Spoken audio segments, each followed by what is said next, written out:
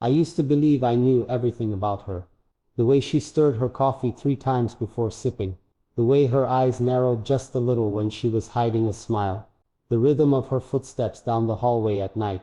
These were the quiet truths I'd built my life around. Until the day I found the letter. It wasn't hidden exactly.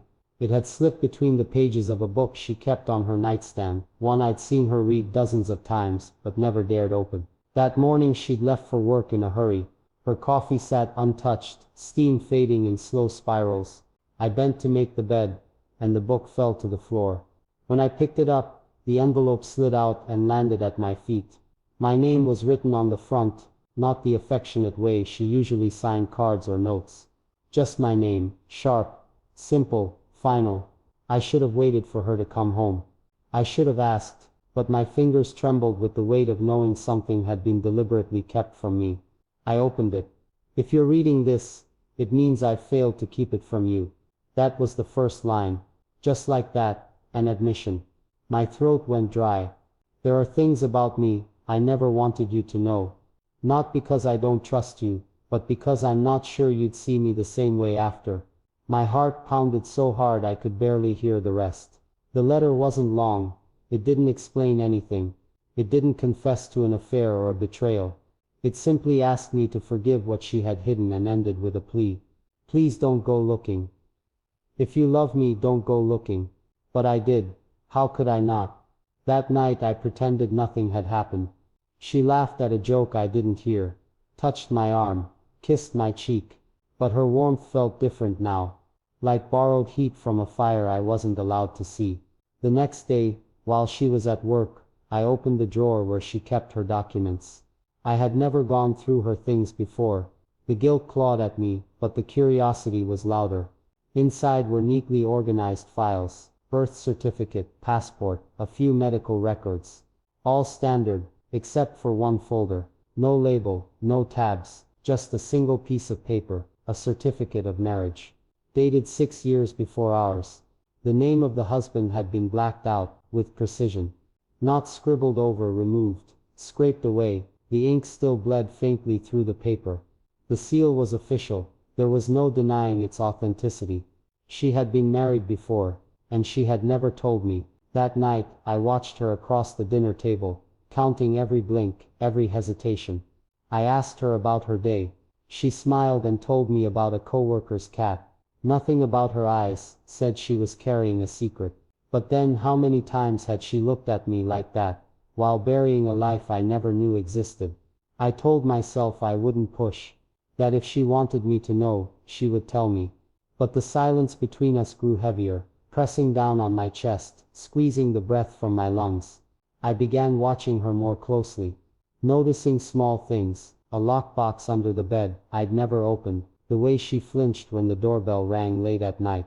A photograph I once saw her staring at, which she tucked away when she noticed me looking. I waited until she left town for a conference. She was reluctant to go, kissed me longer than usual, as if trying to anchor herself to me before drifting away. The moment she was gone, I searched the house. The lockbox had a combination I didn't know. I pried it open with a screwdriver. Inside were photos, dozens of them, not of us, of a man.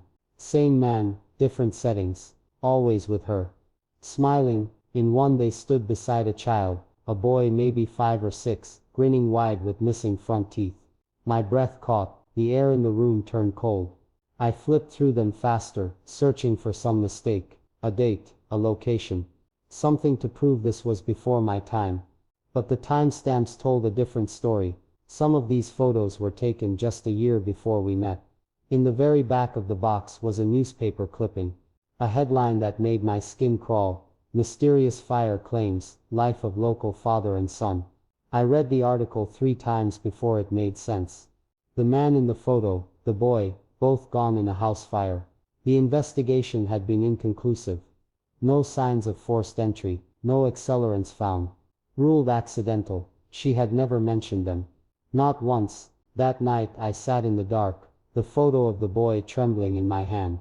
I thought about all the times I'd asked her if she wanted children.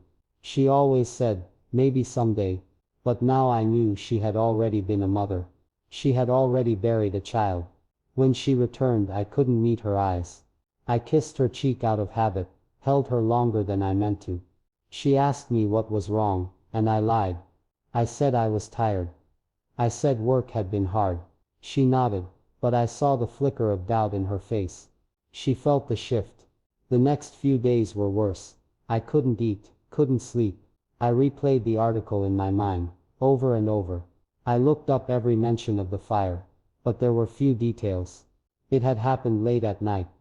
Neighbors reported smoke. By the time help arrived, it was too late. There was no mention of her. Not by name, just a reference to the estranged wife. I needed answers. I found the address listed in the article. The house had been rebuilt. Different paint, different roof, but the bones were the same. I stood on the sidewalk for a long time, staring. I don't know what I expected. Maybe a ghost, maybe closure. Instead, I got a woman in her 60s, raking leaves in the yard. She looked up. "Can I help you?" I hesitated. "I'm looking for information about the fire that happened here years ago." Her face tightened. "Why?" I told her I was writing a piece on unsolved fires for a blog. It wasn't the truth, but it got her talking. She told me about the man who lived there. Said he kept to himself, that he had a son from a previous marriage. The boy was bright, always playing in the yard. She remembered seeing them just days before it happened. "What about the boy's mother?" I asked. "She showed up after the fire," she said. "Didn't speak to anyone. Just stood there in the rain, staring at the ashes." "Did she live here before?" "Briefly. Moved out after some kind of incident. Never said what happened." "Do you remember her name?" She shook her head. "But I remember her eyes." Like she was holding back a scream. That night I couldn't pretend anymore. I waited until she was asleep, and watched her in the dark. I imagined her standing in the ruins of that house, soaked to the bone, staring at the place where her child died. I imagined her walking away from it all and building a new life with me, burying her grief in silence. But I also couldn't ignore the questions. Why hadn't she told me?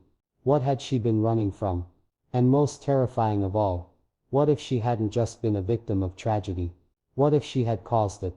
The thought clung to me like smoke. I needed to know more. I tracked down the detective who had worked the case. Retired now, he agreed to meet over coffee. "It was a tough one," he said, sipping slowly. "No evidence of foul play. But something about it never sat right." "Like what?" "The wife. She was detached. Not shocked. Not grieving. Just cold. When we told her, she didn't cry. She just asked where the bodies were." "Did you suspect her?" He nodded. "We always look at the spouse. But there was no proof. She had an alibi. A hotel miles away. Paid in cash but verified." "What did she say happened?" "She said the boy had nightmares. That she used to sleep in a separate room so he wouldn't wake the man. Said she left them both that night, after a fight. Something about custody." "And you believed her?" He stared at me. "I believed she had a reason to lie. But no evidence. Case closed." When I came home she was in the kitchen, humming to herself. That same melody I'd heard her hum 100 times. It used to soothe me. Now it felt like a haunting. "I talked to someone about the fire," I said. She froze. She didn't ask what fire. She didn't pretend not to know. She just turned slowly, her face pale. "Why?" she whispered. "Because you never told me. Because I found the photos. The letter. The article." She looked at me for a long time. And then quietly she said, "I didn't want you to see me as someone broken. You lost a child. That doesn't make you broken." "There's more," she said. I waited. The silence stretched until it cracked. "He was hurting him," she said, voice barely above a whisper. "The man. My husband. He wasn't just angry, he was cruel. I tried to leave, but he had money. Lawyers.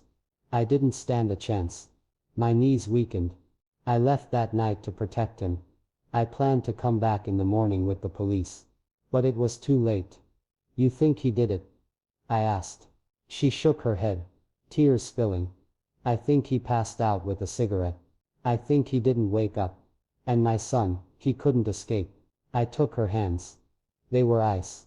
Why didn't you tell me? Because when I met you, I finally felt safe. And I didn't want you to see the darkness I came from. I held her as she wept, as the years of silence shattered between us. The truth didn't change the past, but it changed everything between us. And still, even now, sometimes I wake to find her humming that melody, staring out the window into the night. And I know, no matter how much time passes, a part of her is still standing in the ashes, waiting for a child who will never come home.